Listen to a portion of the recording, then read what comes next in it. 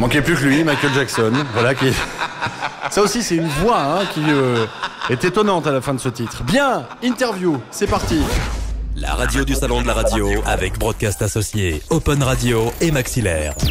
Interview. Il existe en France un certain nombre d'écoles qui forment au métier de la radio et on va en parler maintenant avec notre invité Eric Lescolan qui est avec nous. Bonjour Eric. Bonjour. De Sud4Madia. C'est ça. Voilà. Okay. Alors, expliquez-nous un petit peu comment ça se passe quand quelqu'un vous appelle et qui vous dit « Moi j'adore la radio, j'ai envie d'en faire, j'ai, 15 ans, 16 ans, j'ai envie d'en faire mon métier ». Qu'est-ce qui se passe à partir de ce moment-là ?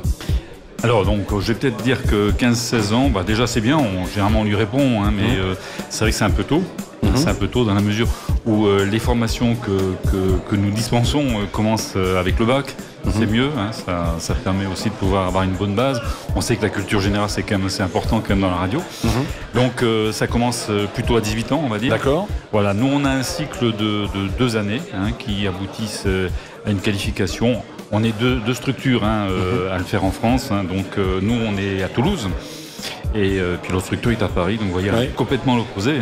Il n'y en a plus que 2, effectivement. Voilà, il n'y en a plus que 2, tout à fait. Alors ça, c'est intéressant parce que quand quelqu'un de cet âge-là, 15-16 ans, comme je le disais, vous appelle, vous lui dites quoi alors à ce moment-là ? De revenir dans 2 ans ou oui, de passer quand même ? Oui, tout à fait. Parce qu'avant, on allait frapper aux portes des radios locales en fait. Tout à fait, mais on le fait encore. Alors nous, on a une particularité par contre, par rapport donc peut-être à ce qui se fait sur Paris, c'est qu'on a obtenu l'aide de la région Midi-Pyrénées.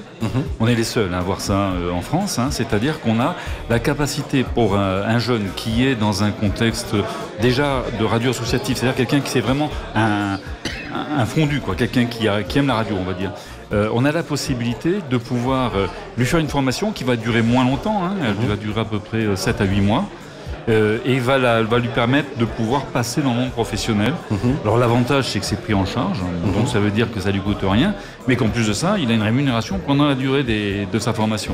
Donc ça c'est vraiment unique en France, et donc ça c'est une des réponses qu'on peut faire, puisque là on est moins tenu au niveau général. On a un jeune qui a 16 ans cette année et qui suit. Et quels sont les différents métiers qu'on apprend chez vous ? Alors on va dire que de manière générale c'est l'animation radio. C'est vrai que l'animation radio ça recoupe un peu tout. De plus en plus, vous le savez, on a de moins en moins de parcelles, de spécialités. Quelqu'un de purement un technicien, un réalisateur.